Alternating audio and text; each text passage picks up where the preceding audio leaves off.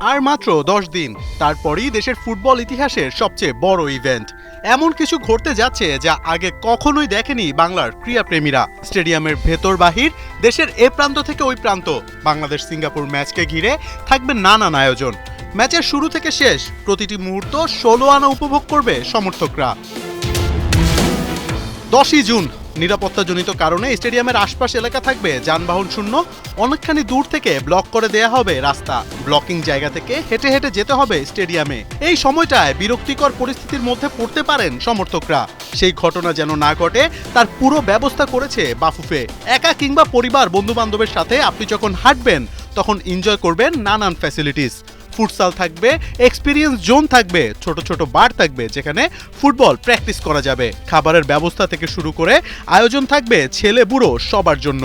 তো walking to the stadium একটা এক্সপিরিয়েন্সের ব্যাপার আছে, সেটা আমরা দিতে চাচ্ছি। সো আমরা যথেষ্ট দূরত্ব রেখে যেন গাড়িটা থেমে যায় এবং হেঁটে হেঁটে যে দর্শকরা যায় এবং তারা যাওয়ার যে জায়গাটা আছে, যে রাস্তাটা আছে, সেখানে আমরা এক্সপিরিয়েন্স জোন করছি।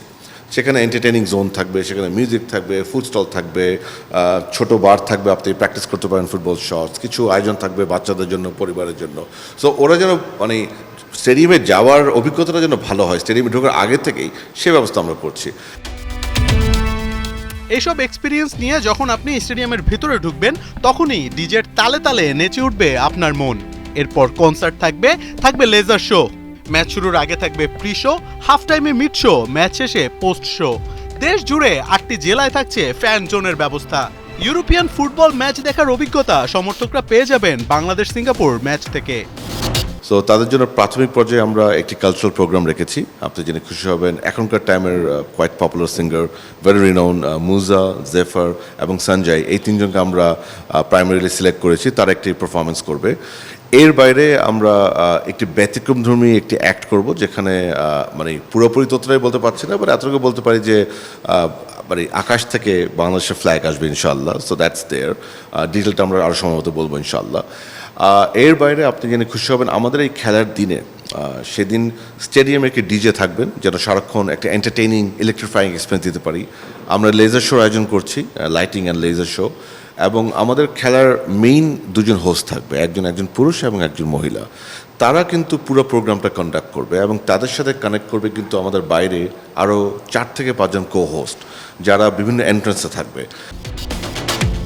এই তো গেল স্টেডিয়ামের খবর, কিন্তু যারা টিকিট পাননি, ঘরে বসে যারা দেখবে ম্যাচ, তাদের জন্য থাকছে নানান আয়োজন। এই প্রথম 30টিরও বেশি দেশের মানুষ দেখতে পারবে বাংলাদেশের ম্যাচ, যা ছড়িয়ে যাবে 50টিরও বেশি দেশে। এছাড়া টিভি সেটের সামনে 20টি ক্যামেরার নানা অ্যাঙ্গেলে উপভোগ করতে পারবেন ম্যাচটি। ব্রডকাস্টিং আপাতত আমাদের সাথে কথা হচ্ছে অলমোস্ট 30টি দেশের মতো, বাট এটা বাড়বে। উই আর হোপিং অ্যাটলিস্ট 50+ কান্ট্রিজে দেখানো হবে ইনশাআল্লাহ। Asia, part of Africa, part of Europe, America, মানে north America, actually north America, and believe in south আমেরিকাতেও এটা বেশ ভালো ডিমান্ড আছে, অ্যান্ড অফকোর্স অস্ট্রেলিয়া।